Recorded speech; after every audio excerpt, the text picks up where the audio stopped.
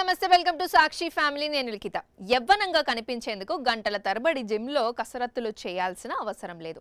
మనసుకు నచ్చిన సంగీతం విన్నా కాసేపు మ్యూజియంలలో సందర్శించినా చాలు వృద్ధాప్య ఛాయలు దరిచేరవని పరిశోధనలు చెబుతున్నాయి. కళలు సాంస్కృతిక కార్యక్రమాల్లో చురుగ్గా పాల్గొనడం వల్ల శారీరక వ్యాయామంతో సమానమైన ప్రయోజనాలు అందుతాయని శాస్త్రవేత్తలు గుర్తించారు. ఈ అలవాట్లు జీవన సంబంధమైన వృద్ధాప్య ప్రక్రియను దాదాపు 4% వరకు నెమ్మదింపజేస్తాయని స్టడీ వెల్లడించింది. కళలు సాంస్కృతిక కార్యక్రమాల్లో పాల్గొనడం వల్ల దీర్ఘకాలిక ఆరోగ్యం ఎలా మెరుగుపడుతుందో తెలుసుకునేందుకు పరిశోధకులు వేలాది మంది పెద్దలపై అధ్యయనం చేశారు. రోజు పాటలు వినడం, లైవ్ కాన్సర్ట్లకు వెళ్లడం, మ్యూజియంలను, ఎగ్జిబిషన్లను సందర్శించడం వంటి అలవాట్లు ఉన్నవారి రికార్డుల్ని పరిశీలించారు.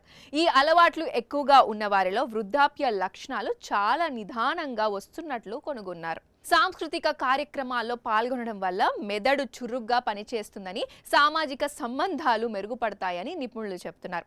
ఇవి మానసిక ఉల్లాసాన్ని ఇవ్వడమే కాకుండా శరీరంలో ఒత్తిడి స్థాయిలను భారీగా తగ్గిస్తాయి.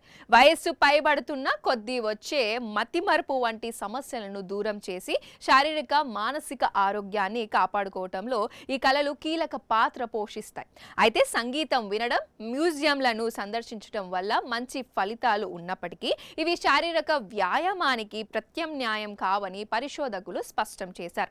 కేవలం వీటిపైనే ఆధారపడకుండా రోజువారీ వ్యాయామం, మంచి అలవాట్లతో పాటు కళలకు కూడా సమయం కేటాయించాలి.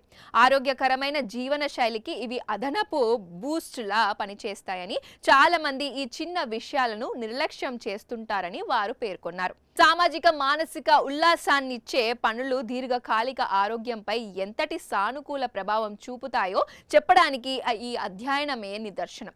నచ్చిన మ్యూజిక్ ఆల్బమ్ వినడం, ప్రదర్శనలు చూడటం వంటి చిన్న పనుల ద్వారా వృద్ధాప్యాన్ని వాయిదా చేయడమే కాకుండా జీవన నాణ్యతను పెంచుకోవాల్సి వస్తుందని శాస్త్రవేత్తలు సూచిస్తున్నారు.